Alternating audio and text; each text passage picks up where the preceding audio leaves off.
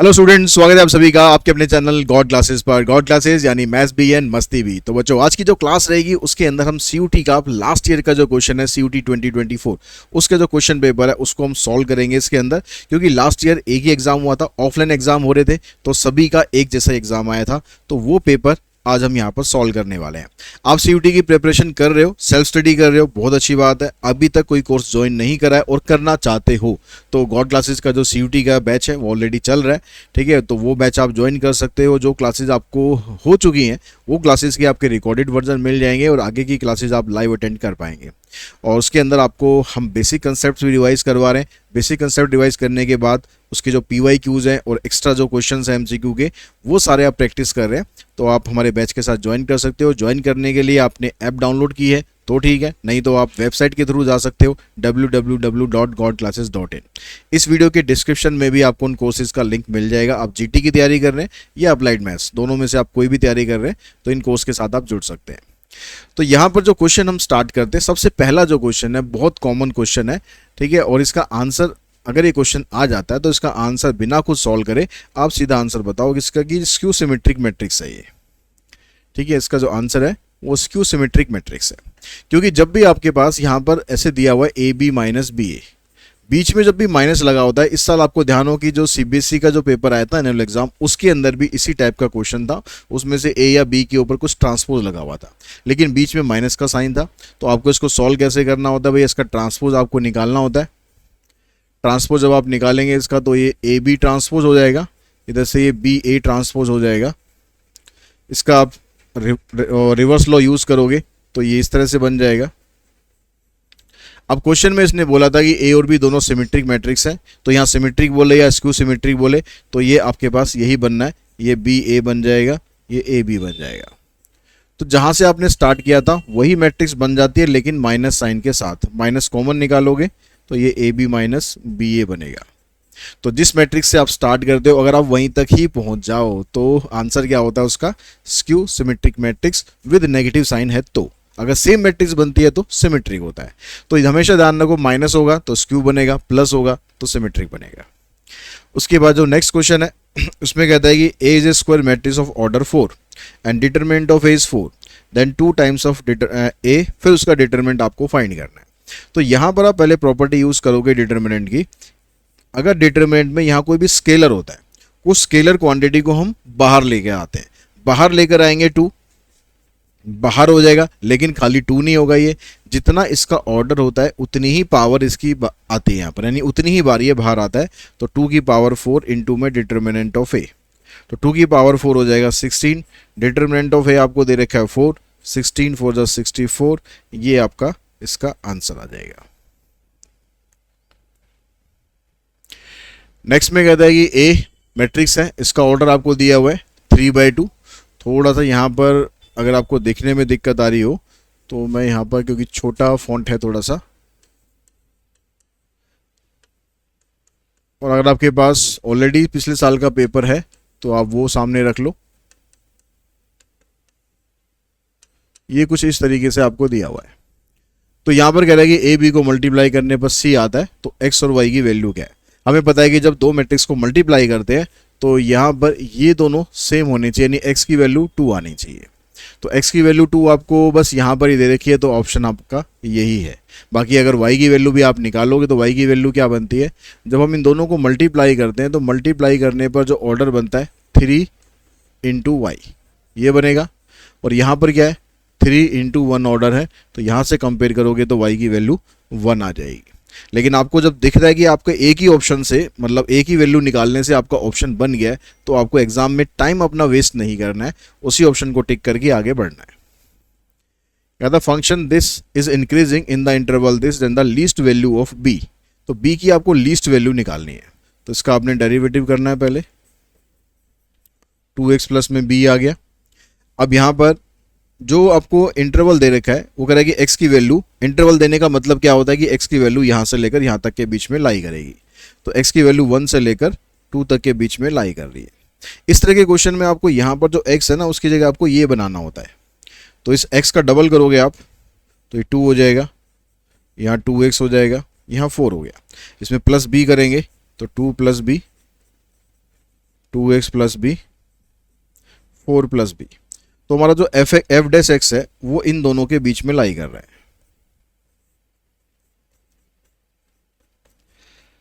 अब उसने क्वेश्चन में बोला कि ये फंक्शन हमारा इंक्रीजिंग है। तो इंक्रीजिंग का मतलब होता है कि जो डेरिवेटिव है आपका वो पॉजिटिव होना चाहिए। अगर डेरिवेटिव पॉजिटिव है तो इसका मतलब ये भी पॉजिटिव वैल्यू होनी चाहिए, ये भी पॉजिटिव वैल्यू होनी चाहिए। इन दोनों में से ये छोटी वैल्यू है। तो अगर भाई ये पॉजिटिव हुई तो ये तो ऑब्वियस है कि पॉजिटिव हो गई होगा। तो आप इसको लेके चलेंगे कि जो 2 प्लस बी की जो वैल्यू है ये आपकी पॉजिटिव वैल्यू होनी चाहिए, यानी बी की वैल्यू आएगी ग्रेटर देन और इक्वल्स टू -2, यानी जो लीस्ट वैल्यू आएगी इसकी वो -2 आएगी। उससे ज़्यादा आप जितनी मर्जी वैल्यू इसकी ले सकते हो। तो आंसर बनेगा इसका सी, क्वेश्चन नंबर 4 का। ठीक है, उसके बाद चलते हैं नेक्स्ट पर। नेक्स्ट में कहता है कि 2 dice are thrown simultaneously, 2 dice को हमने फेंका। If x denote the number of 4, x क्या है वहां पर, जो x मतलब जो रेंडम वेरिएबल है वो क्या है कि हम डाइस को फेंकने पर जो नंबर आ रहा है वो नंबर है 4। देन द एक्सपेक्टेशन, एक्सपेक्टेशन मतलब आपको मीन फाइंड करना है। अब ये डाइस का क्वेश्चन है। डाइस जो होता है वो विद रिप्लेसमेंट वाली कैटेगरी में आता है, मतलब बाइनोमियल डिस्ट्रीब्यूशन से आप मीन निकालो ना, वो आसान पड़ेगा। कितनी बार थ्रो कर रहे हैं, थ्रो कर रहे हैं यहाँ पर हम 2 बार, तो n की वैल्यू हो गई 2। थ्रो करने पर जो नंबर हमें मिल रहा है वो नंबर है 4, तो 4 के आने की प्रोबेबिलिटी होती है 1/6 और Q आ जाएगा इसका 5/6। तो जब एक्सपेक्टेशन आप निकालेंगे मतलब मीन निकालेंगे तो इसका फार्मूला होता है n इंटू में p, n 2 है, p 1/6 है, सॉल्व करेंगे तो 1/3 आ जाएगा। तो ये आपका आंसर होगा। यहाँ पर ये लिस्ट आपको दे रखी है, मैच करना है, मैच द कॉलम। ठीक है, छोटी क्लासेस में करते थे ना मैच द कॉलम लाइन मार मार के, लेकिन ये उससे थोड़ा सा करना तो वही है लेकिन इतना आसान नहीं है। तो यहाँ पर आपको फंक्शन ये दिया हुआ है। अब कह रहा है कि आपको इसमें देखो एब्सोल्यूट वैल्यू निकालनी है और पॉइंट ऑफ मैक्सिमा और पॉइंट ऑफ मिनिमा निकालना है। तो पहले हम क्या करते हैं, इसका डेरिवेटिव कर लेते हैं। क्या आ जाएगा 6x² 18x प्लस 12। 6 यहाँ से आप कॉमन निकाल देंगे, x² -3x प्लस में 2। फैक्टर इसके बन जाएंगे x -1 और x -2।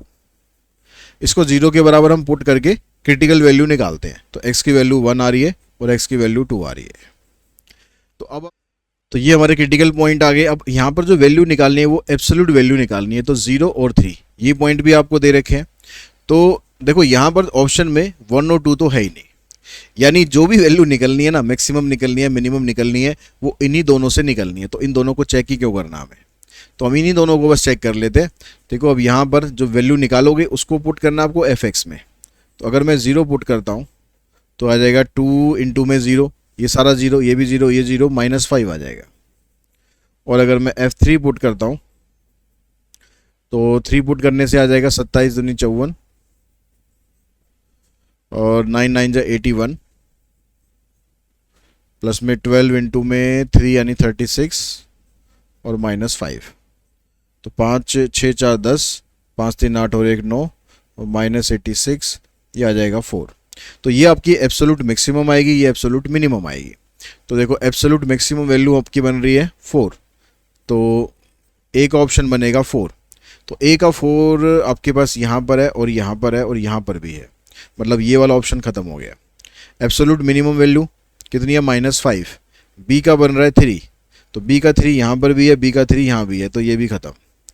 Point of maxima, point of maxima क्या है आपके पास 3, पॉइंट ऑफ मैक्सिमा 3 मतलब सी का आ जाएगा फर्स्ट। तो सी का फर्स्ट यहाँ पर है, तो ये हमारा राइट आंसर होगा। नेक्स्ट में कहता है कि an objective function that equals to this is maximum at point this and this. ये कह रहा है कि इस दोनों पॉइंट पर जो वैल्यू आ रही है वो मैक्सिमम आ रही है और ए और बी दोनों ग्रेटर देन इक्वल्स टू 0 है। ए बी की जो वैल्यू है वो 25 है and then the maximum value of the function is equals to, तो मैक्सिमम वैल्यू हमारी क्या आएगी। तो हमें ये पता है कि इन दोनों पॉइंट पर मैक्सिमम वैल्यू आ रही है, तो इन दोनों पॉइंट को अगर हम z में डालते हैं तो वैल्यू दोनों की सेम होनी चाहिए। ठीक है, तो यहाँ से हम वैल्यू डालेंगे, x की जगह हमने डाला 8, तो ये हो जाएगा 8a और यहाँ आ जाएगा 2b। एक तो ये हो गई। इसको अगर डालते हैं तो इससे z की वैल्यू बनेगी 4a प्लस में 6b। अब ये कह रहा है कि ये दोनों ही मैक्सिमम वैल्यू है, मतलब ये दोनों आपस में इक्वल होनी चाहिए। तो 8a plus 2b equals to 4a plus में 6b। इसको यहाँ ला के माइनस कर देते हैं, इसको उधर ले जाके माइनस कर देते हैं, तो ए और बी दोनों इक्वल आ गए। तो एक तो ए और बी दोनों इक्वल हो गए और इन दोनों का जो मल्टीप्लिकेशन है वो 25 आ रहा है। तो इसका मतलब ए और बी दोनों की वैल्यू ही या तो +5 होगी या दोनों की वैल्यू -5 होगी। ठीक है, लेकिन यहाँ पर इसने बोला कि ए की वैल्यू ग्रेटर देन और इक्वल्स टू 0 है, ए की भी और बी की भी। इसका मतलब है कि ए और बी दोनों आपके पास 5 आ गए। तो अब पूछ रहा है देन द मैक्सिमम वैल्यू, तो वो मैक्सिमम वैल्यू क्या होगी? तो मैक्सिमम वैल्यू चाहे यहाँ पुट कर दो चाहे यहाँ पुट कर दो, ए और बी दोनों की जगह 5 पुट कर दोगे तो 4 इंटू में 5 प्लस 6 इंटू में 5, 20 ये हो गया, 30 ये हो गया, आंसर आ गया 50। तो आंसर आ गया आपका 50। The area of the reason bounded by the line this this and x axis. तो इसमें हम क्या करते हैं, ये आपके पास पहले बनाओ कि लाइन कैसे जा रही है। x की वैल्यू 0 के y की वैल्यू 6 आएगी, इधर आ गया। y की वैल्यू 0 करते हैं तो x की 12 आएगी, ये इधर आ गया। इंटरसेक्ट किया हम, ओ लाइन ड्रॉ करी हमने। अब कह रहा है x की वैल्यू 2 लेनी है, x की वैल्यू 2 यहाँ पर कहीं आ जाएगी और x की वैल्यू 6 वो यहाँ कहीं आ जाएगी। x एक्सिस ये हो गया, मतलब ये वाला एरिया आपको फाइंड करना है। अब ये वाला एरिया आप इंटीग्रेशन से भी कर सकते हो। इंटीग्रेशन में क्या करना है आपको, यहाँ से y की वैल्यू निकालनी है। तो y की वैल्यू यहाँ से आप निकालोगे तो क्या बनेगी, 12 माइनस एक्स डिवाइडेड बाय 2। और इसमें जो लिमिट आएगी 2 से लेकर 6 तक आ जाएगी। तो ये जो 2 है इसको तो बाहर रखना। 12 का इंटीग्रेशन 12x हो गया माइनस एक्स स्क्वायर बाय 2 आ गया। तो यहाँ पर इसको सॉल्व करेंगे आप तो आ जाएगा 72 माइनस 36 बाई 2 यानी 18, माइनस का साइन, 12 2 24, 4 अपॉन में 2 यानी 2। तो आ जाएगा 54 माइनस 22, आ जाएगा आंसर 16 स्क्वायर यूनिट। ये आपका आंसर बना। नेक्स्ट में कहता है कि डाई इज रोल्ड थ्राइस। एक डाई को आपने 3 बार थ्रो किया। What is the probability of getting a number greater than 4 in the first and the second throw of a dice and a number less than 4 in the third throw? ये कह रहा है कि जब हम पहली बार थ्रो करते हैं तो नंबर हमें ग्रेटर देन 4 मिलता है। अब ग्रेटर देन 4 नंबर का मतलब हो गया या तो नंबर 5 आएगा या 6 आएगा। तो प्रोबेबिलिटी क्या बनी, 2/6। अगली बार जो है थ्रो में फिर से हमारे पास ग्रेटर देन 4 नंबर आएगा, यानी फिर से प्रोबेबिलिटी बनेगी 2/6। क्योंकि डाइस में जब आप एक बार थ्रो करोगे तो दोबारा थ्रो करोगे, नंबर कम तो होंगे नहीं, उतने के उतने रहेंगे। फिर जब तीसरी बार वो थ्रो करता है तो 4 से छोटा नंबर आता है। तो 4 से छोटा हो गया, यानी 1 आएगा या 2 आएगा या 3 आएगा। 3 केस बनेंगे तो उसकी प्रोबेबिलिटी बनेगी 3/6। इससे ये कैंसिल कर दो, इससे ये कैंसिल कर दो, इससे ये कैंसिल कर दो। 9 2 18, आंसर आ जाएगा 1/18। नेक्स्ट में कहता है the corner point of the feasible region determined by the this and this or this. Corner point आपको दे रखे हैं। If the objective function z has its maximum value on the line segment A B then the relation between A and B. तो A और B के बीच में relation find करना है। तो ये कह रहा है कि इस वैल्यू पर किस किस वैल्यू पर है द कॉर्नर पॉइंट, ये हो गया आपके पास कॉर्नर पॉइंट जो इसकी मैक्सिमम वैल्यू है लाइन सेगमेंट ए बी पर है। तो इसमें ए और बी के जो पॉइंट है ये वाले, इन दोनों पर मैक्सिमम वैल्यू आएगी। तो जब आप 0 8 को पुट करोगे z में, z आपके पास ax प्लस में बी वाई है, तो वहाँ पर x की जगह 0 पुट किया तो z बन जाएगा वहाँ पर 0 प्लस में 8y। और इस पॉइंट को पुट करेंगे तो आ जाएगा 4 8, यहाँ पर b आएगा y नहीं, यहाँ पर आ जाएगा 4a प्लस 0। अब कह रहा है इन दोनों पर ही मैक्सिमम वैल्यू है, तो दोनों पर मैक्सिमम वैल्यू है तो 8b equals to 4a put कर दो, 4 से इसको कैंसिल करो तो 2b इक्वल्स टू में a, ये आपका ऑप्शन बन गया b। तो क्वेश्चन नंबर 11 में कहता है कि t इक्वल्स टू e की पावर 2x एंड यहाँ पर y में से यहाँ पर y इक्वल्स टू ये आएगा log t स्क्वायर। तो t आपको दे दिया इसने e की पावर 2x और y दे दिया log, बेस में e लिखा हुआ है तो e को अब लिखो या मत लिखो कोई दिक्कत नहीं है, log t स्क्वायर। स्क्वायर को आप आगे ले आओगे तो y की वैल्यू ये बन गई 2 log t। अब आपको सेकंड डेरिवेटिव फाइंड करना है। तो पहले तो आप फर्स्ट डेरिवेटिव फाइंड करेंगे D T by D x, तो e की पावर 2x इंटू में 2, और यहाँ से dy बाई डी टी निकालेंगे तो यह आ जाएगा 2 इंटू में 1 बाई टी। अब हमें फाइंड करना है dy बाई डी एक्स, तो dy बाई डी एक्स को आप लिखेंगे dy by D T into में dt बाई डी एक्स। तो dy बाई डी टी आपके पास ये है 2 बाई टी, और dt बाई डी एक्स आपको ये दे रखा है 2 इंटू में e की पावर 2x, तो ये बन जाएगा 4 e की power 2x and divided by t। अब आपको t की जगह e की पावर 2x है, तो e की पावर 2x आप डाल लो यहाँ पर, ठीक है, थोड़ा सिंपल हो जाएगा, ये कैंसिल, 4 बच गया। अब इसका आपको करना है सेकेंड डेरिवेटिव, तो 4 का जो डेरिवेटिव है ये आ जाएगा 0, ये आपका आंसर आ जाएगा। नेक्स्ट में कहता है यहाँ पर पाई अपॉन में x की power n plus 1 minus x. Question क्या है, पाई अपॉन में x की power n plus 1 minus x, ऐसे कुछ दिया हुआ है, तो इसका आपको इंटीग्रेशन फाइंड करना है। तो यहाँ पर ये वाला जो फॉर्मेट है अभी हमारा, ऐसा कोई डायरेक्टली फॉर्मेट तो है नहीं, तो हम क्या करते हैं यहाँ से जो x की पावर n प्लस 1 है इसी को कॉमन निकाल देते हैं।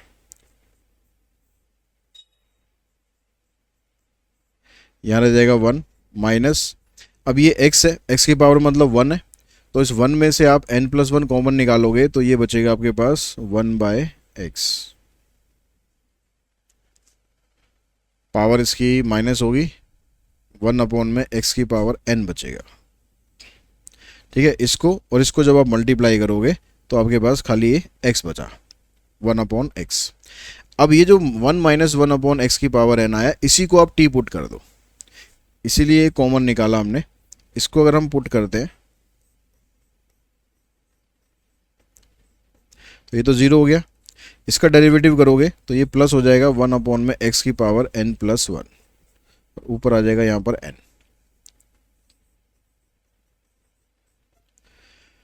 तो यहाँ से आपके पास अगर आप वैल्यू निकालते हो 1 अपॉन में x की पावर n प्लस 1 dx की वैल्यू निकालते हो तो ये बनेगी dt अपॉन में n, यानी आपके पास ये वाला पोर्शन खत्म हो गया, ये बचा। तो इंटीग्रेशन क्या बना आपका, ऊपर यहाँ पर ये पाई है, इसको ऐसे रहने देते हैं, ये हमने t एज्यूम कर लिया था, ठीक है, और dx इसकी जगह आ गया dt अपॉन में n। तो ये पाई और n तो ये तो कांस्टेंट है, इसको तो बाहर निकाल देंगे और t का इंटीग्रेशन बन जाएगा log t।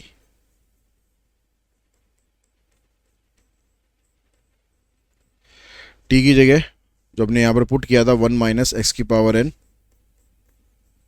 ये आ जाएगा। ऑप्शन में देखो ये है या नहीं है, तो ऑप्शन में एलसीएम लेके सॉल्व किया हुआ है, तो इसको एलसीएम लेके सॉल्व करेंगे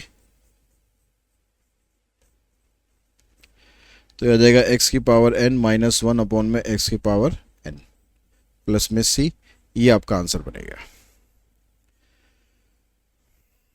यानी इसमें ऑप्शन आपका पाई अपॉन n इन दोनों में है, x की पावर n माइनस 1 x की पावर n प्लस में c, तो 12th का जो ऑप्शन है ये बनेगा आपका a, ठीक है। उसके बाद चलते हैं नेक्स्ट 13 पर।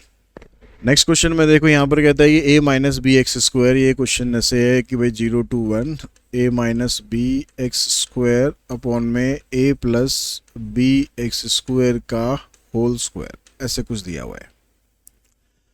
तो इसमें भी कुछ डायरेक्ट ऐसे पुट करने से तो बात बनेगी नहीं, कुछ डायरेक्टली कुछ दे नहीं रखा, तो हम ऐसा करते हैं यहाँ से ऊपर वाली टर्म में से एक्स स्क्वायर कॉमन निकाल लो,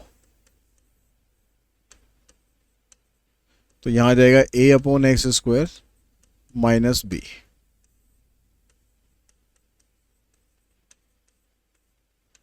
ये हुआ। अब ये भी स्क्वायर में, ये भी स्क्वायर में, तो इन दोनों को इकट्ठा कर लो, इकट्ठा करोगे तो ये एक्स स्क्वायर इनके नीचे आएगा, तो ये कुछ ऐसे आ जाएगा,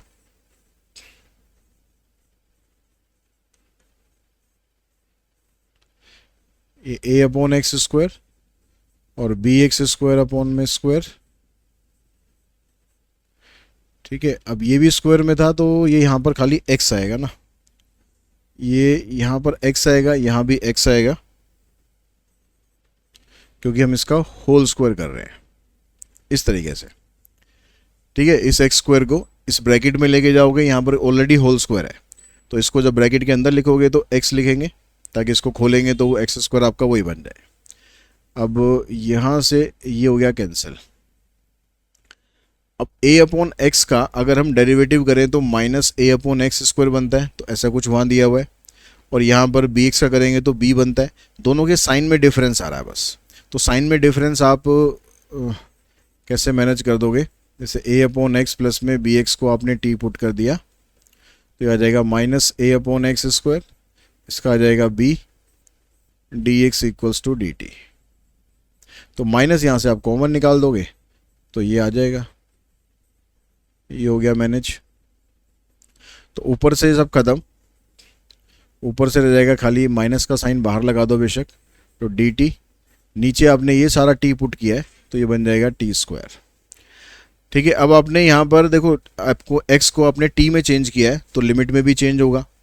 तो लिमिट यहाँ पर 0 थी, तो यहाँ पर a अपॉन 0 डालोगे तो नॉट डिफाइंड हो जाएगा, तो मतलब लिमिट यहाँ पर चेंज मत करो। पहले बेटर है कि हम इसको सॉल्व करके वापस इसको t में ले आते हैं, t में लाने के बाद फिर हम x में ले आते हैं, फिर हम वहाँ पर लिमिट लगा देंगे। तो यहाँ पर dt अपॉन में t स्क्वायर को अगर आप इंटीग्रेट करते हो तो ये बन जाएगा आपके पास प्लस में 1 अपॉन में t। ठीक है, अब इसमें जो लिमिट लगाओगे आप, t को पहले चेंज कर लो, इसमें 1 upon a upon x plus में bx, इसका एलसीएम लेंगे, लिमिट 0 to 1 हो जाएगी, तो x ऊपर आ जाएगा एलसीएम लेने के बाद, और यहाँ आ जाएगा a प्लस में bx स्क्वायर। अब लिमिट लगा दो 1 अपॉन में a प्लस b, और ये पुट करोगे तो 0, तो आंसर आएगा 1 अपॉन में a प्लस b, यानी ऑप्शन बन गया इसका D. The second order derivative of which of the following function is 5 की पावर x। ये कह रहा है कि इसमें से कौन सा फंक्शन ऐसा है जिसका सेकेंड ऑर्डर डेरिवेटिव करेंगे तो ये आ जाए। तो आप ऐसे करो, इसका इंटीग्रेशन कर दो। ठीक है, बजाय इनको चूज करने के आप इसका इंटीग्रेशन कर दो। तो 5x की पावर x का इंटीग्रेशन करते हैं तो 5 की पावर x अपॉन में log 5 आता है। अब सेकेंड ऑर्डर है तो एक बार और इंटीग्रेशन कर दो, तो इसका फिर से इंटीग्रेशन करेंगे 5 की पावर x का, तो 5 की पावर x अपॉन में log 5। अब log 5 एक ऑलरेडी यहाँ पर है, इनटू में log 5, तो ये बन जाएगा 5 की पावर x, और ये आ जाएगा log 5 का होल स्क्वायर, यानी इसमें ऑप्शन बनेगा आपका डी।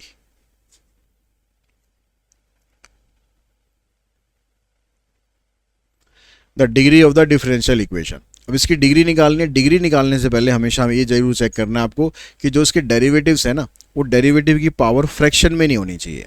तो यहाँ पर जो लेफ्ट में आपको दिया हुआ है, यहाँ पावर 3/2 दे रखी है। ठीक है, ये आपको ऐसे दिया हुआ है, इसकी पावर होल पावर इसकी 3/2 है, इधर आपके वो ये दिया हुआ है। तो हमें जो होल पावर 3/2 है ना, इसको हटाना है। अब इसको हटाने का मतलब है कि आप इसका स्क्वायर कर दो, इधर भी स्क्वायर कर दो और इधर भी स्क्वायर कर दो, तो इधर से तो ये खत्म। अब इसकी पावर कहीं पर भी फ्रैक्शन में नहीं बची। डिग्री हम वहाँ से निकालते हैं जहाँ से हमारा ऑर्डर बनता है। ऑर्डर हमारा यहाँ से बनेगा, तो ऑर्डर यहाँ पर 2 है, तो इसी की होल पावर देखोगे, इसी की होल पावर 2 है, तो इसकी डिग्री हो जाएगी 2, यानी आंसर आ जाएगा 15 का बी। तो ये पोर्शन था आपका सेक्शन ए का, जो दोनों का कंपलसरी सेक्शन होता है, कोर मैथ्स का और अप्लाइड मैथ्स का। अब आगे जो क्वेश्चन हम कर रहे हैं वो अप्लाइड मैथ्स वाले क्वेश्चन कर रहे हैं। ठीक है, तो यहाँ पर सेक्शन B2 हमारा स्टार्ट हुआ। कह रहा है the least non negative remainder when 3⁻51 is divided by 7। तो आपको यहाँ पर 3 की पावर 51 को चेक करना है। तो आपको कैसे स्टार्ट करना चाहिए, कहाँ से स्टार्ट करना चाहिए, कोशिश आपको ये करनी है कि आपका रिमाइंडर 1 या -1 आ जाए। तो 3 की पावर 3 मुझे पता है कि 27 होता है, और 27 को अगर मैं 7 से डिवाइड करूं तो मैं 7 3 जा 21 ना करके मैं 7 4 जा 28 कर देता हूं। नीचे नंबर बड़ा हो गया तो इसका रिमाइंडर -1 आ जाएगा। तो 3 की पावर 3 को करने से रिमाइंडर आ गया इसका -1। ठीक है, mod 7। अब कहाँ तक जाना है, हमें 51 तक जाना है। तो 3 की पावर 3 को मल्टीप्लाई कर देंगे 17 से, यहाँ पर भी कर देंगे 17 से, ये मोड ये सेम चलता रहेगा। ये तो 3 की पावर 51 आ गया, ये आ गया -1। ठीक है, mod 7। अब आंसर में -1 अगर होता तो भी आपको टिक नहीं करना है, क्योंकि रिमाइंडर आपको हमेशा पॉजिटिव करना है। तो इसका रिमाइंडर पॉजिटिव ही आ जाएगा। इन दोनों को सॉल्व कर दो, 7 में से 1 माइनस कर दो, 6 आपका आंसर आ जाएगा, डायरेक्ट तरीका। ठीक है, नहीं तो आप -1 को डिवाइड करोगे ऐसे, इसमें से इसको माइनस करोगे तो आना वही है। तो सीधा ये कि आपको दोनों यहाँ पर जो दे रखे होंगे उनको सॉल्व कर दो, ये -1 + 7 6 आएगा, 6 आपका आंसर। तो नेक्स्ट क्वेश्चन में देखते हैं, यहाँ पर कहता है कि जो मैट्रिक्स आपको दे रखी है आपको वैल्यू निकालनी है 5x प्लस में 3y की। तो पहले हमने इसको कंपेयर किया, तो ये इसके बराबर लेते हैं। तो 5x प्लस में 8 = 2, तो यहाँ से 5x की वैल्यू मिलेगी आपको -6। फिर इसको इसके बराबर लो, यहाँ से आपने 3y की वैल्यू निकाली तो ये आ गई 6। आपको इसको दोनों को ऐड करना है। ठीक है, इन दोनों को ऐड करना है, तो -6 + 6 आंसर आ जाएगा 0। यहाँ पर कह रहा है there are 6 card number 1 to 6, 1 number on 1 card. हमारे पास 6 कार्ड है और एक कार्ड पर एक नंबर लिखा हुआ है। 2 cards are drawn at random without replacement. हमें उसमें से एक एक करके 2 कार्ड निकालने हैं और विदाउट रिप्लेसमेंट निकालने हैं। Let x denote the sum of the number on the 2 card drawn, then px > 3। अब जो 2 कार्ड हम निकाल रहे हैं उन दोनों कार्ड्स पर जो नंबर आएगा वो उसका जो सम आएगा वो 3 से बड़ा होना चाहिए। तो सम 3 से बड़ा होना चाहिए, तो उसके लिए क्या हमारा सैंपल स्पेस क्या बनेगा? देखो 2 कार्ड हम निकाल रहे हैं, पहला कार्ड हमने निकाला 1। अब क्योंकि विदाउट रिप्लेसमेंट है तो 1 वाला कार्ड आप दोबारा तो निकाल नहीं सकते, तो आपके पास आएगा 1 2। ठीक है, फिर 1 के साथ 3 आ सकता है, ऐसे करके 6 तक चला जाएगा। और अगर पहला कार्ड आपने 2 निकाला तो दूसरा कार्ड 1 हो सकता है या फिर 3 हो सकता है, ऐसे 6 तक जाएगा, यानी दूसरा कार्ड 2 नहीं हो सकता। तो इस तरह से इस लाइन के अंदर ये 5 बनेंगे, इस लाइन के अंदर भी 5 बनेंगे, 3 वाली जो लाइन है उसके अंदर भी 5 बनेंगे, 4 वाली लाइन के अंदर भी 5, 5 वाली लाइन के अंदर भी 5 और 6 वाली लाइन के अंदर भी 5, लास्ट में ये बनेगा। तो टोटल आपके पास 30 इवेंट बने। अब ये कह रहा है कि सम आपको 3 से ज़्यादा चाहिए, तो यहाँ पर आप निकाल लो जिनका सम 3 से कम आ रहा है या 3 के बराबर आ रहा है, उसको टोटल में से माइनस कर देंगे, क्योंकि 3 वाले बहुत ज़्यादा है। 3 का जो सम आएगा ना, सम 3 से बड़ा, ऐसे वाले नंबर हमारे पास ज़्यादा हैं। तो यहाँ जो पहला नंबर देखो इसमें सम 3 आ रहा है, आगे कहीं पर भी सम 3 से बड़ा ही आएगा, छोटा नहीं आएगा या बराबर नहीं आएगा। यहाँ पर भी सम 3 आ रहा है, छोटे का तो कोई चांस ही नहीं है कोई। तो ये 2 ही नंबर हमारे पास ऐसे हैं जिसमें सम 3 से बड़ा नहीं है।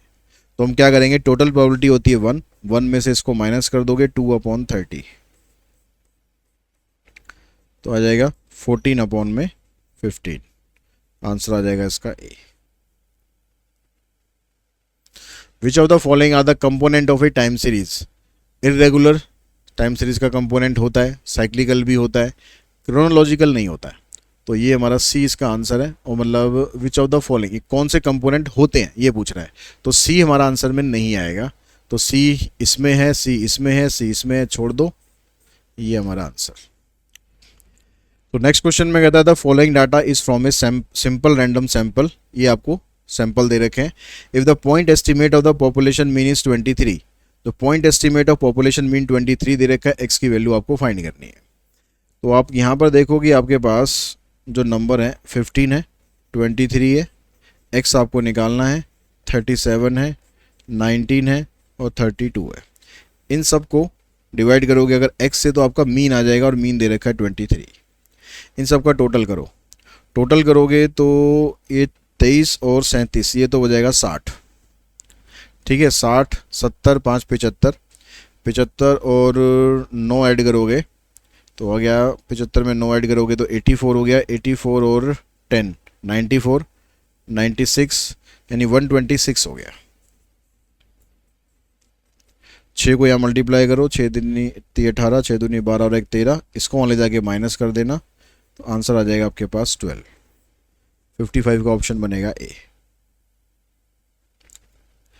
For an investment, if the nominal rate of interest is 10% compounded half yearly, then the effective rate of interest।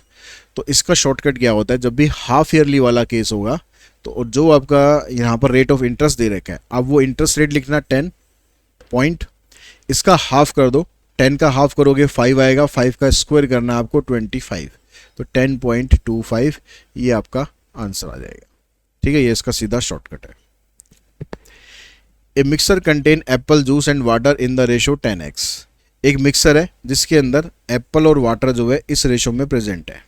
तो एप्पल कितना हो गया 10 अपॉन में 10 प्लस एक्स, और वाटर कितना हो गया x अपॉन में 10 प्लस एक्स। अब कह रहा है कि व्हेन 36 लीटर ऑफ मिक्सर, ये 36 लीटर ऑफ मिक्सर आपको दिया हुआ है and 9 litres of water are mixed. और अब आपने क्या करा 9 लीटर ऑफ वाटर उसके अंदर मिक्स कर दिया। The ratio of the Apple juice and water becomes 5/4। अब जो रेशो आ रही है एप्पल जूस की और वाटर की वो 5/4 आ रही है, द वैल्यू ऑफ x। तो अब आप यहाँ पर ये देखो कि आपको जो एप्पल है 9 litre of water are mix, अगर हमारे पास 36 लीटर मिक्सर है तो उसमें एप्पल कितना हो जाएगा, एप्पल की रेशो तो ये है, इनटू में 36 कर दो तो ये एप्पल की क्वांटिटी हो गई। ऐसी वाटर की क्वांटिटी निकालोगे तो x अपॉन में 10 प्लस एक्स इंटू में टोटल मिक्सर। अब हमने क्या करना है वाटर के अंदर 9 लीटर ऐड करना है, तो ये आपके पास बनता है 5/4। इसको अब सिंप्लीफाई करना है आपको, 4 से इसको मल्टीप्लाई करोगे 40 अपॉन में 10 प्लस एक्स इंटू में 4 से, ये तो 36 तो ऐसे ही रहने दो, एक को ही मल्टीप्लाई करना है दोनों को नहीं। 5 से इसको करेंगे 5x अपॉन में 10 प्लस एक्स इंटू 36 प्लस 5 9 जा 45। तो यहाँ पर हम थोड़ा इसको छोटा करने के लिए करते हैं कि यहाँ से 5 कॉमन निकाल देते हैं। तो यहाँ 5 अठे 40,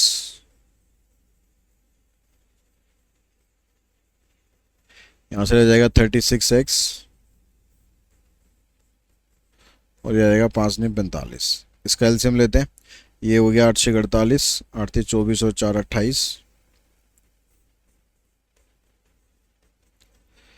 36x 10 9 जा 90 प्लस 9x। इससे ये भी कैंसिल, 90 को यहाँ लाके माइनस कर दो तो 8 में से 0 गए 8, 18 में से 9 गए 9, 198। 36 में और 9 को प्लस कर दोगे 45, तो x की वैल्यू बनेगी 15 ते 45, तो x आ जाएगा 4.4। तो x की वैल्यू बनेगी 4.4। नेक्स्ट में कहता है कि आइडेंटिटी मैट्रिक्स ये दे रखी है, x और y स्क्वायर मैट्रिक्स दे रखी है, x y x के बराबर है, y स्क्वायर y के बराबर है, तो y स्क्वायर प्लस में 2y।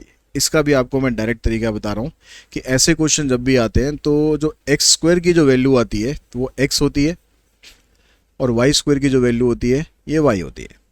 तो यहाँ जो y स्क्वायर है इस y स्क्वायर की आप जगह डालोगे वैल्यू तो y आ जाएगा, साथ में 2y है, इनको ऐड करोगे 3y आपका आंसर आ जाएगा। तो ऑप्शन बनेगा इसमें डी। ठीक है, उसके बाद नेक्स्ट में देखो, a coin is toss k times if the probability of getting 3 head is equal to the probability of getting 7 head then the probability of getting 8 tales.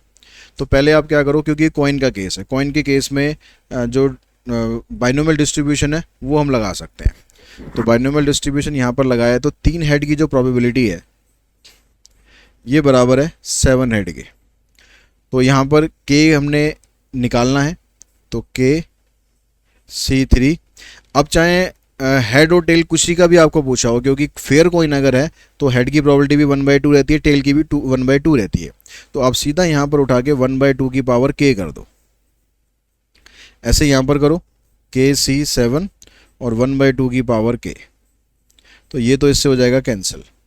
KC3 को सॉल्व करोगे तो k factorial, k minus 3 factorial और 3 factorial.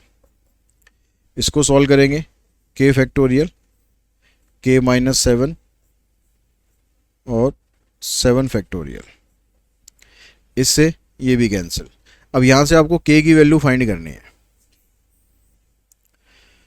तो यहाँ पर इसका reciprocal करेंगे तो दोनों ऊपर ही आ जाएंगे। तो ऊपर ले लेता हूँ मैं इसको, k माइनस 3, फिर एक कम करोगे k माइनस 4, फिर एक कम करोगे k minus 5, k-6 and k-7, और इनटू में 3 फैक्टोरियल है तो उसको लिख दिया 3 फैक्टोरियल लिखा रहने दो।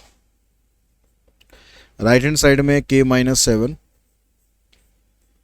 और 7 फैक्टोरियल है तो उसको लिख लो आप 7 6 5 4 3 फैक्टोरियल। इससे ये कैंसिल, इससे ये कैंसिल। अब आपके पास जो नंबर बचे हैं यहाँ पर 1 2 3 4, यहाँ भी 1 2 3 4, तो आप इसको मल्टीप्लाई करके वैल्यू निकालने की सोचो तो नहीं निकलेगी। तो आप क्या करो, यहाँ से जो बड़े वाला पेयर है k-3, वहाँ से सबसे बड़ा जो है वो आपके पास 7 है, इनको रखो तो आपके पास k की वैल्यू यहाँ से आ जाएगी 10। अब करेगी प्रोबेबिलिटी आपको निकालना है गेटिंग 8 टेल्स, तो 8 टेल्स की प्रोबेबिलिटी आपको फाइंड करनी है, तो आ जाएगा 10c8 और 1/2 की पावर 10। 10c8 को सॉल्व करना है तो इसका एक छोटा तरीका क्या होता है कि 10 और 8 में देख लो कि 2 का डिफरेंस है, तो ऊपर सिर्फ 2 ही नंबर लिखो 10 और 9, और नीचे कर दो 2 फैक्टोरियल, ये शॉर्ट ट्रिक है इसकी, और ये 1/2 की पावर 10 मतलब आ जाएगा 1024। तो इस 2 से इसको कैंसिल कर लो, 5 9 जा 45, और ये तो कटेगा नहीं, तो 45 ऊपर नीचे 1024, ये ऑप्शन बनेगा इसका सी। नेक्स्ट क्वेश्चन में देखो, कहता है कि if 95% confidence interval for the population mean was reported to this and standard deviation is this, size of the sample use, मतलब n आपको फाइंड करना है और आपको z की वैल्यू ये दे रखी है। तो हमें पता है कि जब कॉन्फिडेंस इंटरवल हम बनाते हैं तो फार्मूला इसका रहता है, सैंपल मीन में हम मार्जिन ऑफ एरर एक बार माइनस करते हैं एक बार प्लस करते हैं। जब वो माइनस करते हैं तो हमें उसकी लोअर लिमिट मिलती है, तो लोअर लिमिट है हमारी 160, यहाँ सैंपल मीन और माइनस आ जाएगा मार्जिन ऑफ एरर, और फिर लो अपर लिमिट है 170, ये आती है प्लस करने पर। तो इसको सॉल्व करके यहाँ से आपके पास सैंपल मीन की वैल्यू आ जाएगी, लेकिन हमें क्योंकि यहाँ पर n निकालना है और n निकालने के लिए हमें फार्मूला यूज़ करना है मार्जिन ऑफ एरर का, z α/2 standard deviation by root n। तो हमें सैंपल मीन की यहाँ ज़रूरत ही नहीं है कहीं, तो हम इसको काटने की बजाय हम इसको काटें, यानी साइन चेंज कर लेते हैं, तो ये कट जाएगा, यहाँ से आ जाएगा -10, इधर से आ जाएगा -2e, तो e की वैल्यू आ जाएगी आपके पास 5, यानी मार्जिन ऑफ एरर 5 आ गया, उसको आप सीधा यहाँ पुट करो, 1.96 ये हो गया, ये 25 है, रूट n आपको निकालना है, 5 से इसको कैंसिल कर दोगे, इसको यहाँ लाओगे, 5 1 30, 5 45 और 3 48, 5 और 4 9, तो ये 9.8 आ गया। तो इसका अगर आपको करना है स्क्वायर, तो इसका स्क्वायर करेंगे तो देखो 9 का स्क्वायर हो जाएगा 81, 9 का स्क्वायर आएगा 81, लेकिन ये 9.8 है तो ये 96 के आसपास आएगा, क्योंकि भाई 9 से बड़ा है, 8 से और 10 से छोटा है, लेकिन 10 से ज़्यादा छोटा नहीं है, तो उसका स्क्वायर करेंगे तो n की वैल्यू आपको राउंड ऑफ करके देनी है, तो यहाँ स्क्वायरिंग के चक्कर में ना पड़ के आप इसमें से देखो, ये ऑप्शन कोई पॉसिबिलिटी नहीं है, ये भी पॉसिबिलिटी नहीं है, बचा ये और ये तब होता जब हम 9 का स्क्वायर करते 81, लेकिन ये 9.8 है, मतलब 10 के क्लोज है, तो जो 10 के क्लोज वैल्यू आएगी वो आपको ले लेनी चाहिए, यानी 96 आपका आंसर हो जाएगा। नेक्स्ट क्वेश्चन में कहता है कि 2 pipe A and B together can fill a tank in 40 minutes, pipe A is twice as fast as pipe B। Pipe A जो है वो B के मुकाबले फास्ट है, डबल फास्ट है, तो पाइप B अगर मान लो x मिनट्स लेता है तो पाइप A इसका आधा लेगा, यानी x/2 मिनट्स लेगा, तो इसका 1 मिनट का काम हो जाएगा 1/x, इसका 1 मिनट का हो जाएगा 1/x/2, और दोनों का मिलाकर हो जाएगा 1/40। इस 2 को ऊपर शिफ्ट कर देना, तो ये 2/x हो गया, ये 1/x हो गया, ये 3/x हो जाएगा, तो x की वैल्यू आ जाएगी 120। तो a का इसने पूछा है, a का था हमारे पास x/2, यानी 120 का आधा कर देंगे, तो 120 मिनट्स का आधा यानी 60 मिनट्स, 60 मिनट्स का मतलब हो गया 1 hour. An even number is the determinant of, इसमें से कह रहा है कि किसका डिटर्मिनेंट इवन नंबर आएगा, तो यहाँ पर देखो इसका करेंगे तो 5 और -1 4 आ रहा है, इसका इवन नंबर में आएगा, तो a हमारे ऑप्शन में इसमें नहीं है, इसमें भी है, इसमें भी है, इसमें भी है, b देखो इसमें भी है, तो b को चेक करने का फ़ायदा नहीं, ठीक है, d चेक कर लेते हैं, c और d से पता चलेगा हमारा आंसर क्या आएगा। तो सी को देखो, 15 को 16 से मल्टीप्लाई करोगे तो 16 पंजे 80, 16 और 8 24, और ये आ जाएगा -11। ये इवन है, ये ऑड है, तो इसका मतलब इसका जो आंसर है इवन तो नहीं आएगा, तो मतलब सी हमारे आंसर में नहीं आएगा। तो ये भी हमारा ऑप्शन नहीं है, ये भी हमारा ऑप्शन नहीं है, ऑप्शन बन गया ए। तो सारे निकालने की बजाय हमने सिलेक्टेड करके निकाल लिए ताकि हमारा आंसर जल्दी निकल जाए। इसमें आपको लिस्ट मैच करनी है, तो यहाँ पर देखो आप मैच करो। सबसे पहले इसको log 5 का डिटर्मिनेंट हो गया 0, तो बी का ऑप्शन फोर्थ, तो बी का ऑप्शन फोर्थ यहाँ पर भी नहीं है, यहाँ भी नहीं है, यहाँ भी नहीं है, यहाँ पर है, तो यही हमारा आंसर है। ठीक है, तो आपको कोशिश ये करनी है कि जब भी ऐसे आपके पास 4-5 चीज़ें निकालने को आ जाए तो आप पहले आसान से स्टार्ट करो और उसको देखो कि वो हमारे ऑप्शन में बनता है या नहीं बनता है। अब यहाँ पर आपको x की वैल्यू, a की वैल्यू निकालनी है, k की वैल्यू। k की वैल्यू जब आप निकालोगे इसमें तो देखो इसको ऐड करेंगे, 7 और 2 9 और 1 10, 10k स्क्वायर। फिर यहाँ से 1 और 3 4, 4 और 5 9। ये क्वेश्चन आपने अप्लाइड मैथ्स की जब तैयारी करी होगी ना 12th की, आपने कई जगह देखा होगा। और इसको अगर सॉल्व करके आप वैल्यू निकालोगे ना, यहाँ इक्वल टू 0 नहीं, इक्वल्स टू 1 रखते हैं, इन सब का टोटल 1 होता है, तो इसकी जो वैल्यू आएगी ये 1/10 आएगी। तो k की वैल्यू आपकी बनेगी 1/10। ठीक है, सॉल्व करना है तो इसको स्प्लिटिंग मिडिल टर्म करके पहले 1 को इधर लाना, स्प्लिटिंग मिडिल टर्म करके सॉल्व हो जाएगा। अब k की वैल्यू यहाँ पर a का ऑप्शन है 3, तो a का ऑप्शन 3 यहाँ पर है, यहाँ पर है, यहाँ पर भी नहीं है, यहाँ पर भी नहीं है, तो a का ऑप्शन 3 हो गया। b का ऑप्शन 4 हो गया, तो b को तो चेक करो ही मत, c या d को चेक कर लो।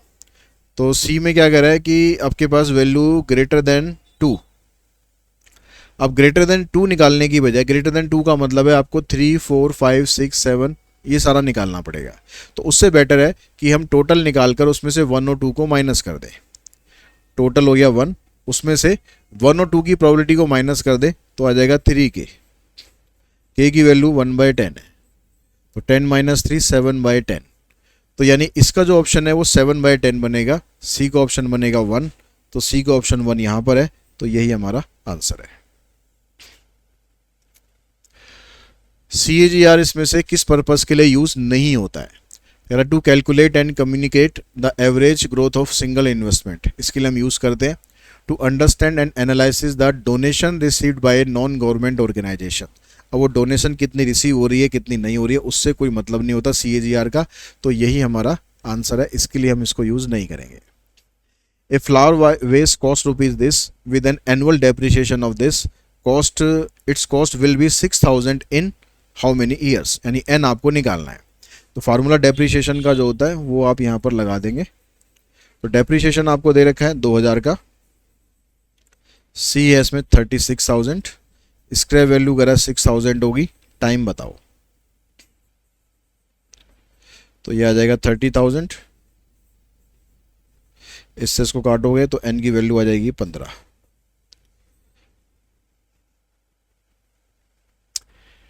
Arun speed of swimming in still water is 5, तो स्टिल वाटर के अंदर स्पीड है, ये होगी हमारा x। He swims between 2 points in a river, return back to the same starting point. He took 20 minutes more to the cover distance upstream than downstream. तो कह रहा है कि जब वो अपस्ट्रीम आता है तो डाउनस्ट्रीम के मुकाबले उसको 20 मिनट्स ज़्यादा लगते हैं, यानी जो टाइम दे रखा है यहाँ पर डिफरेंस दे रखा है कितना 20 मिनट्स का, इसको r में कन्वर्ट कर लो, 1/3 का डिफरेंस दिया हुआ है। If the speed of the stream, यानी y आपको दे दिया इसने 2, तो डिस्टेंस बताना है, तो इसमें डिस्टेंस का फार्मूला यूज़ करते हैं हम t इंटू में x² - y² divided by 2y, y वाला यूज़ करना है क्योंकि डिफरेंस दिया हुआ है टाइम का, जब टोटल टाइम दिया होता है तो यहाँ पर हम x लेते हैं, तो t की जगह 1/3 आ गया, x का स्क्वायर करेंगे 25, y का स्क्वायर करेंगे 4 डिवाइडेड बाय 2 इंटू में y की वैल्यू कितनी थी 2, तो 25 में से 4 गए 21, 21 से 3 को काट दोगे आप 7 पर, तो 7/4, 7/4 का मतलब हो जाएगा 1.75 किलोमीटर। तो नेक्स्ट क्वेश्चन में कहता है e की power y equals to x की पावर x है,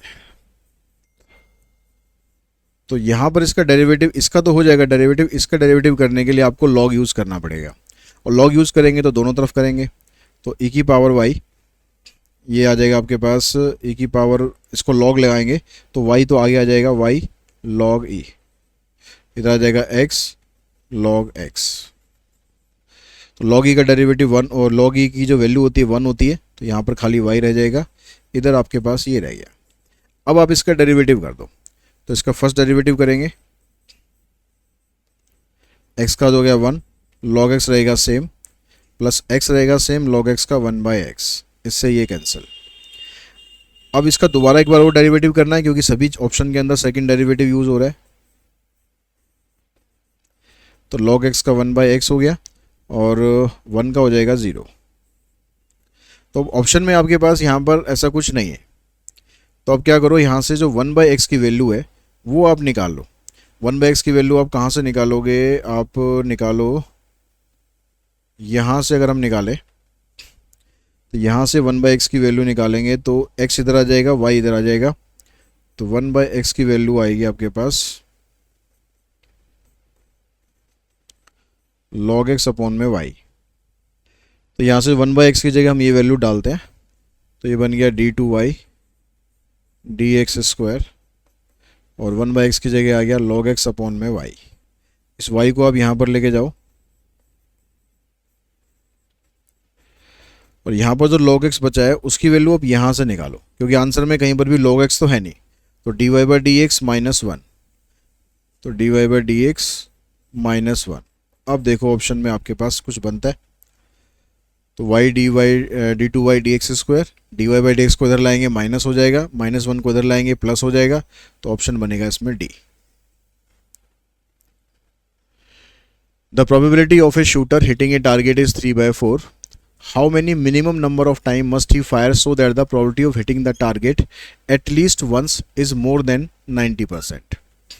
तो अगर टारगेट को जो हिट करता है उसकी प्रोबेबिलिटी 3/4 है, तो हिट अगर नहीं कर पाएगा तो 1/4 हो जाएगी। एन आपको यहाँ पर फाइंड करना है। कह रहा है कि probability of hitting the target at least once, मतलब कि टारगेट को कम से कम एक बार अगर हिट करता है तो उसकी प्रोबेबिलिटी दे रखी है आपको मोर देन 90%। तो इसकी जगह आप लिख लो, क्योंकि यहाँ पर ग्रेटर देन इक्वल्स टू 1 है, तो 1 से बड़ा हम कहाँ तक लेके जाएंगे, तो उसका तो कुछ अता पता नहीं है, लेकिन हम टोटल में से 0 को माइनस कर दें वो लिख सकते हैं हम। ये हो जाएगा आपके पास 9/10, इसको इधर ले जाओ, माइनस करोगे इधर तो आ जाएगा -1/10। दोनों तरफ से माइनस आप हटाओगे तो इसका जो साइन है वो हो जाएगा चेंज। यहाँ फार्मूला लगाओ NC0, P की पावर 0 हो जाएगी और 1/4 की पावर n हो जाएगी। तो ये 1 हो गया, ये 1 हो गया, आपके पास ये बच रहा है। इसको भी रेसिप्रोकल कर लो तो 4 की पावर n हो गया, साइन चेंज हो जाएगा रेसिप्रोकल करने पर। अब आप देखो 4 की पावर कितनी होनी चाहिए कि ये वैल्यू इससे बड़ी आ जाए। तो 4 की पावर अगर मैं 2 करूँगा तो 16 हो जाएगा और इससे बड़ा हो जाएगा। तो कम से कम 2 बार तो हिट करना ही बनता है, 2 बार हिट करेंगे कम से कम तो इसकी वैल्यू इससे बड़ी हो जाएगी। अब यहाँ पर भी आपको मैच करना है कॉलम।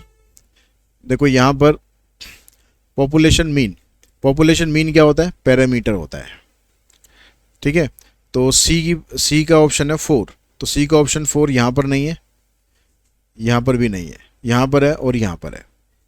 अब देखो और क्या क्या कर रहे हैं यहाँ पर, सम एजम्पशन अबाउट द पॉपुलेशन। जब हम एजम्पशन करते हैं पॉपुलेशन को लेकर तो वो बनता है हमारा हाइपोथेसिस। तो डी का ऑप्शन हो गया 2। अब इन दोनों में देखो D2 यहाँ पर आ रहा है, तो यही हमारा आंसर है, ठीक है। बाकी अब चेक करना चाहो कर सकते हो। Some subset of the entire population sample होता है, और distribution of a sample leads to a blooming in normal distribution, central limit theorem कहती है। Mrs Sheela create a fund of rupees this for providing scholarship to needy children. The scholarship is provided in the beginning of the year. Scholarship beginning में दी जा रही है। This fund earns an interest of R% per annum. If the scholarship must is taken at rupees this then R। तो यहाँ पर beginning में हो रही है, तो ये आपका फार्मूला बनना चाहिए। यहाँ पर जो हम फार्मूले में I लिखते हैं ना, यहाँ पर ये इसको स्मॉल r से दिखा रहा है, तो आप स्मॉल r लिख सकते हो, ठीक है। या आप I लिखना चाहो I लिख दो, आंसर तो वही आना है। तो प्रेजेंट वैल्यू कितनी है, जो फंड है वो है 1 लाख का, तो प्रेजेंट वैल्यू यहां पर आ गई 1 लाख। आर कितना है, जो आप स्कॉलरशिप दे रहे हो 8,000 की है, 8,000 अपॉन में ये R परसेंट है ये, ठीक है, परसेंटेज का हटा देंगे तो ऊपर आ जाएगा 100। तो 8,000 को यहाँ लाके माइनस करोगे तो 92,000 हो गया।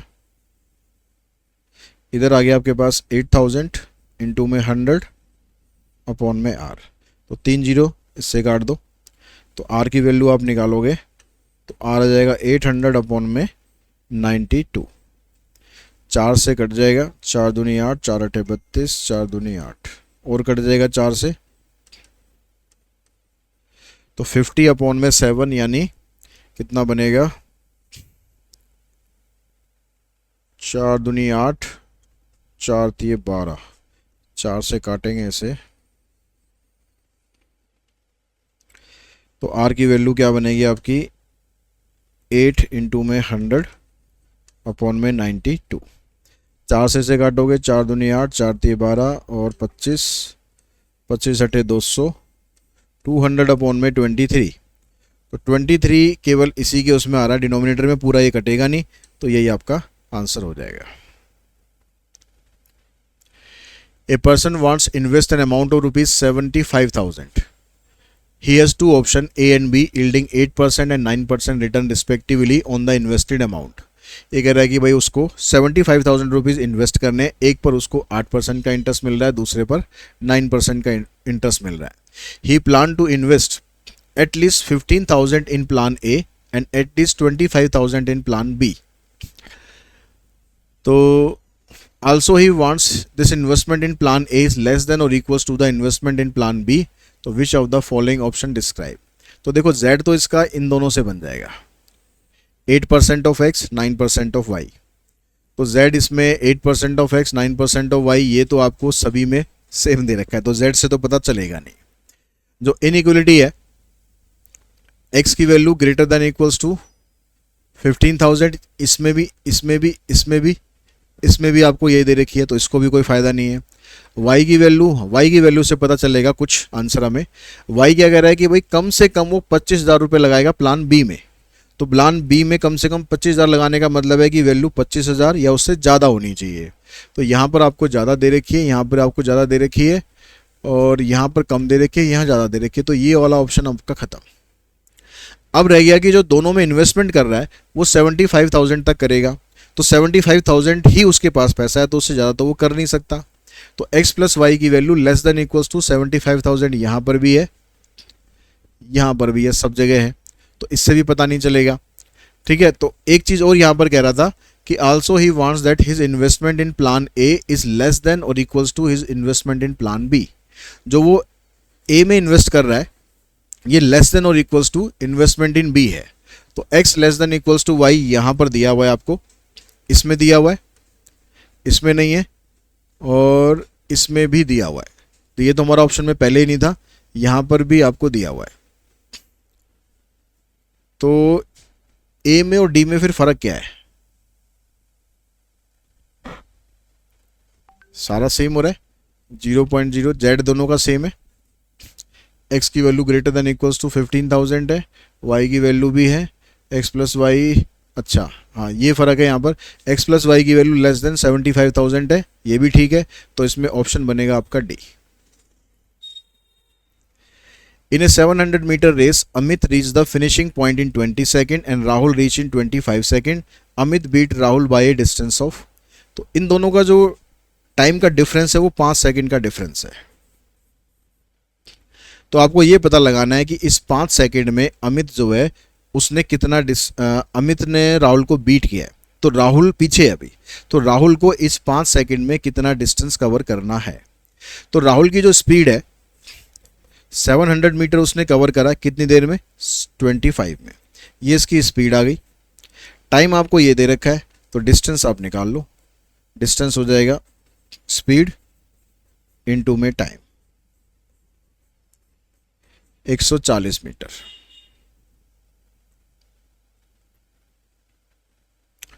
For the given 5 values the 3 year moving average, 3 साल की आपको मूविंग एवरेज निकालनी है, तो 3 को ऐड करके 3 से डिवाइड करना है।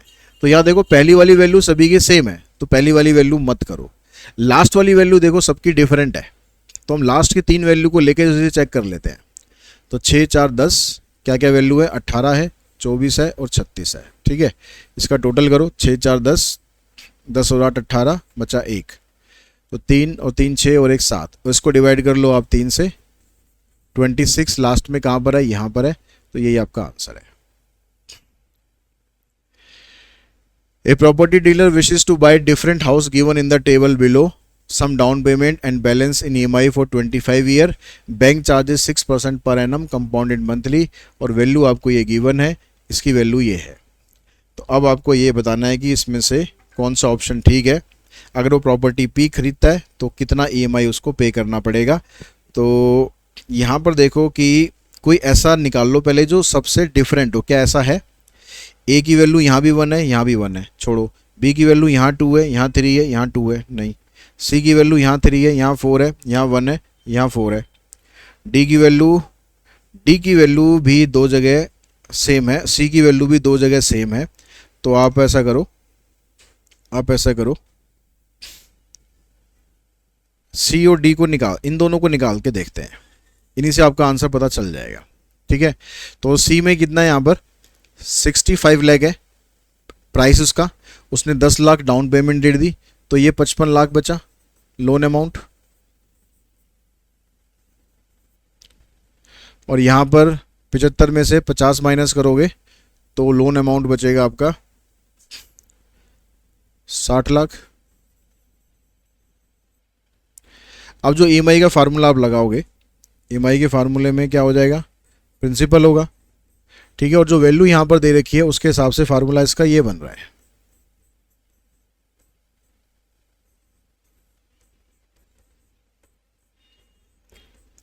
चाहे आप कोई सी भी कंडीशन ले लो, सभी के अंदर ये वाला पार्ट सेम है, रेट ऑफ इंटरेस्ट सेम है। ठीक है, और जो टाइम ड्यूरेशन है वो भी सेम है। तो इसकी वैल्यू आपको ये दे रखी है सीधा उठा के 0.0064।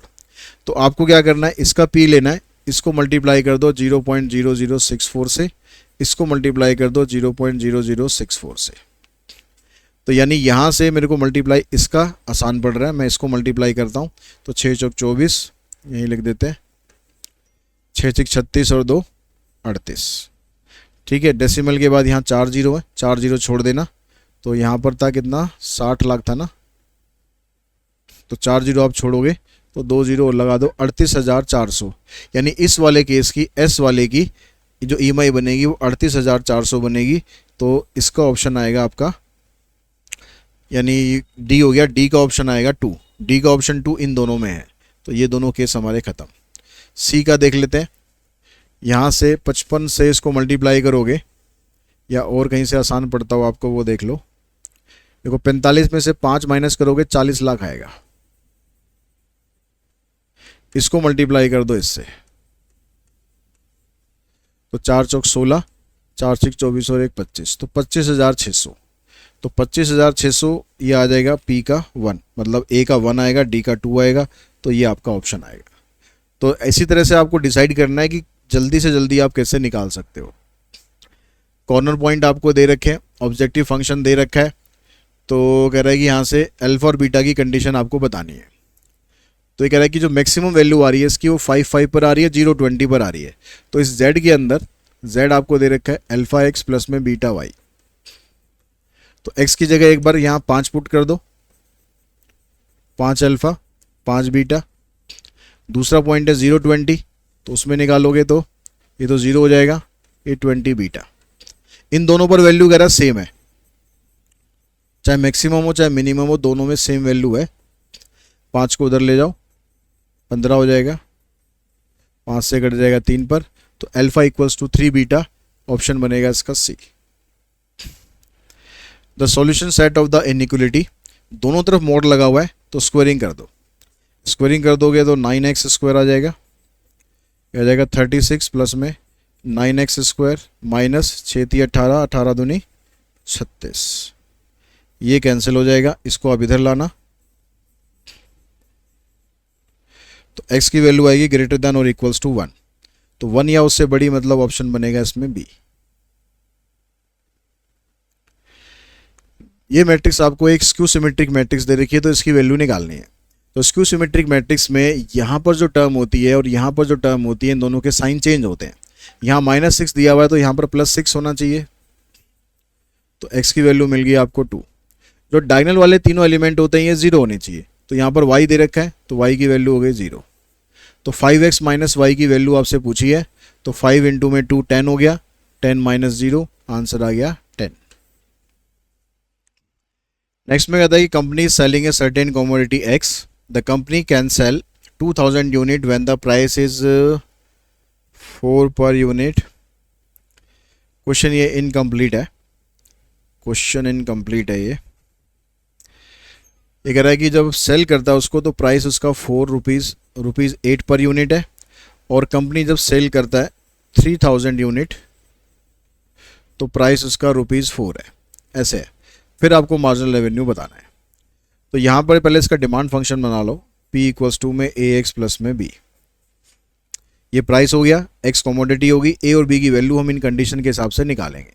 तो ये कह रहा है कि जब प्राइस उसका 8 है यानी P की जगह 8, तो 2000 यूनिट सेल करता है। दूसरी कंडीशन में प्राइस अगर 4 है तो वो 3000 यूनिट सेल करता है। साइन करोगे चेंज, ये कैंसिल, और ये आ जाएगा -1000, तो A की वैल्यू आ जाएगी -4/1000 यानी -1/250। इसको पुट कर दो आप फर्स्ट में, 2000 -1/250 प्लस में B, इससे ये कैंसिल, 25 × 8 200, -8 आएगा इधर आके, +8 हो जाएगा यानी 16 हो गया। तो फंक्शन बन गया आपका P। A की वैल्यू आपके पास ये आई, B की वैल्यू 16। अब जो रेवेन्यू फंक्शन हम बनाएंगे तो रेवेन्यू होता है P इंटू में X, तो इसको X से मल्टीप्लाई कर दो, ये रेवेन्यू हो गया। अब ये पूछ रहा है मार्जिनल रेवेन्यू, तो मार्जिनल रेवेन्यू का डेरिवेटिव होता है, तो इसका डेरिवेटिव करोगे तो -2/250x प्लस में 16। अब करें x की जगह पुट कर दो आप 5, इससे इसको कैंसिल करेंगे 125 हो गया, तो x की जगह 5, नीचे 125 प्लस 16, तो -1/25 का मतलब हो जाएगा -0.04। 16 में से इसको माइनस करोगे तो ये आ जाएगा आपके पास 15.96, तो 15.96 यानी ये आपका ऑप्शन रहेगा।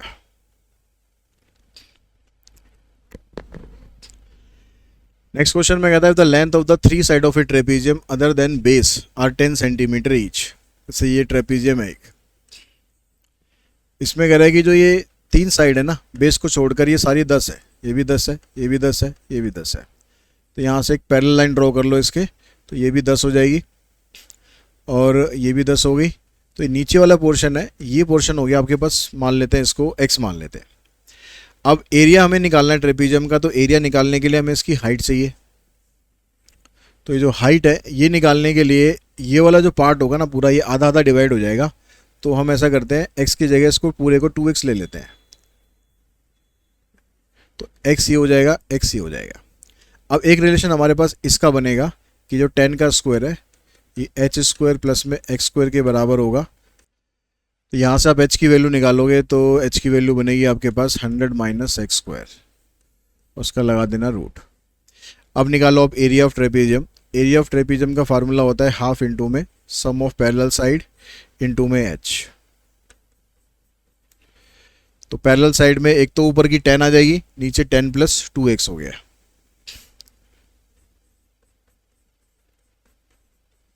और हाइट की जगह आ जाएगा 100 माइनस x²। इसमें से आप 2 कॉमन निकालोगे तो यहाँ अंदर 10 प्लस x रह जाएगा, ये cancel.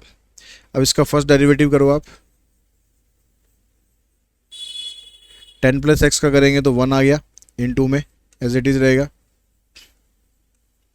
Plus 10 plus x as it is. Root x का डेरिवेटिव होता है 1/2 रूट x,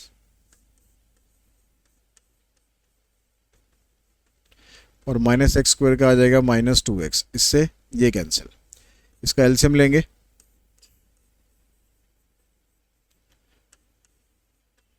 ये आ जाएगा, इससे इसको इंटू करेंगे तो 10 प्लस एक्स को माइनस एक्स से इंटू करेंगे तो माइनस 10x और माइनस एक्स स्क्वायर। अब जो फर्स्ट डेरिवेटिव होता है उसको जीरो के बराबर पुट करते हैं हम क्रिटिकल वैल्यू निकालने के लिए, तो ये इधर जाके जीरो हो जाएगा, माइनस 2x² बन गया,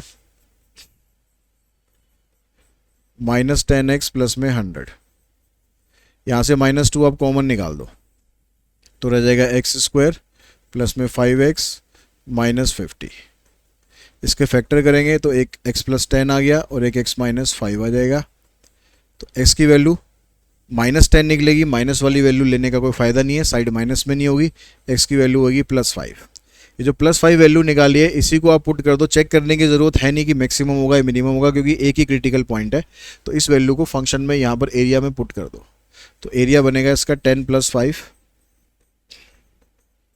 इंटू रूट 100 माइनस 5 का स्क्वायर 25, तो 75 यहाँ से आ जाएगा और ये 15 हो गया।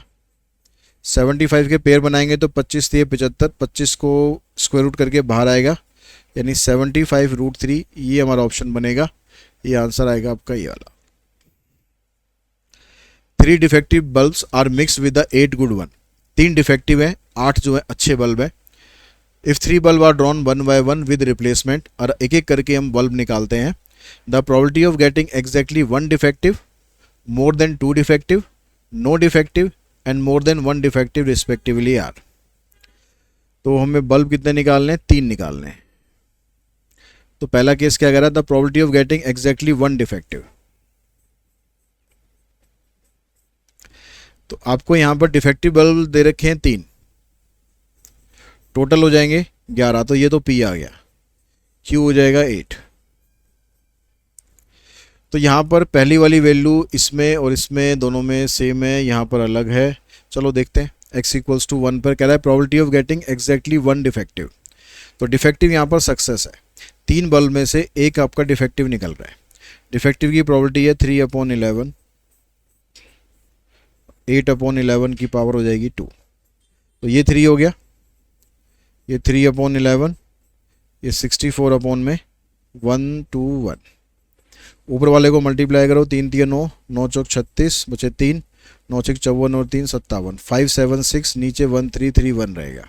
576 पहले वाले में यहीं पर आ रहा है, तो यही आपका आंसर हो जाएगा, बाकी निकालने की ज़रूरत नहीं है। अगर ये वाला आता हमारा पहला तो दूसरा और निकाल लेते, उससे आंसर पता चल जाता।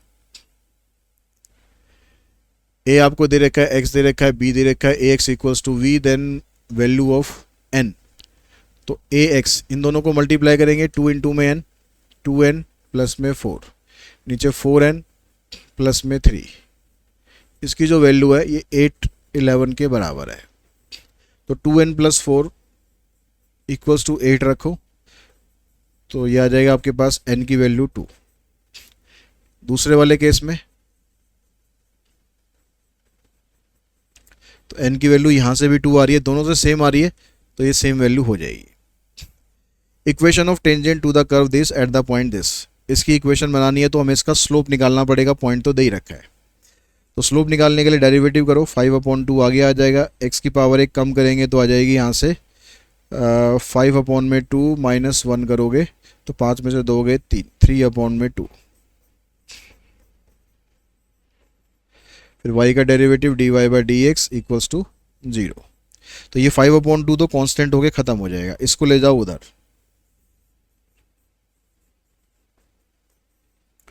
ये उधर जाएगा तो -x की पावर 3/2 हो जाएगा, नीचे ये y आ जाएगा, पॉइंट दे रखा 1 4, x की जगह 1 पुट करो 1 ही रहेगा, y की जगह 4 पुट करो,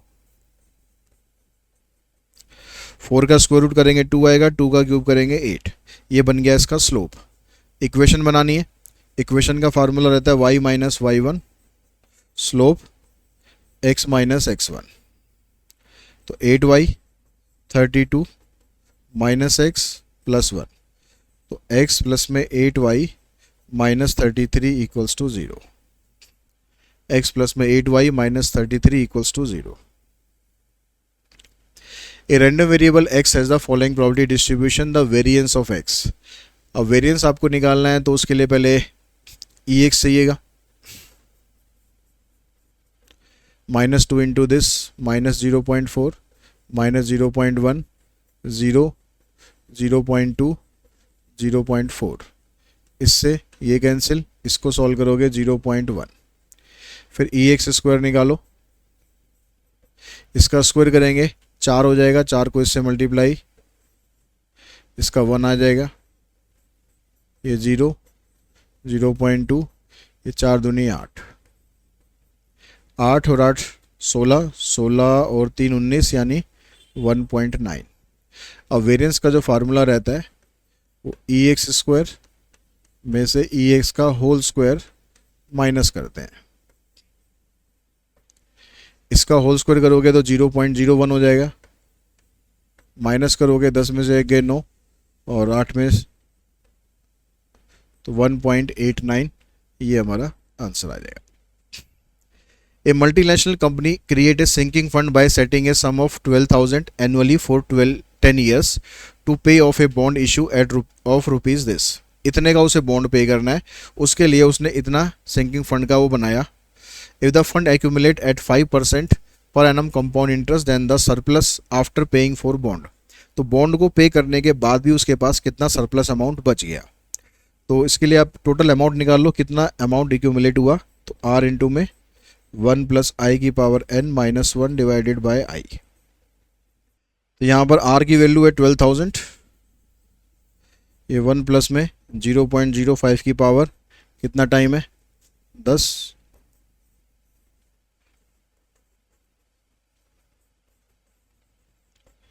इसकी वैल्यू आपको दे रखी है कितनी 1.6, इसमें से 1 माइनस कर देना है, ये 5 इंटू में कर दो 100, 5 दूनी 10, तो ये आ गया 12,000 को 20 से मल्टीप्लाई कर लोगे, 12 दूनी 24, 2,40,000 और इसको माइनस करोगे तो आ जाएगा 0.6।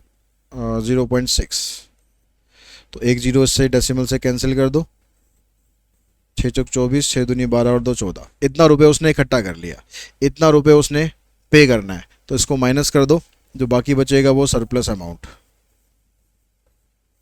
72,000 रुपीज़ उसके पास सरप्लस अमाउंट हो गया। तो इसी क्वेश्चन के साथ ही ये जो पूरा पेपर है हमारा ये ख़त्म हो गया। आई होप इसके सारे क्वेश्चन आपको अच्छे से क्लियर हो चुके होंगे। आज की वीडियो में इतना ही। Thanks to all of you.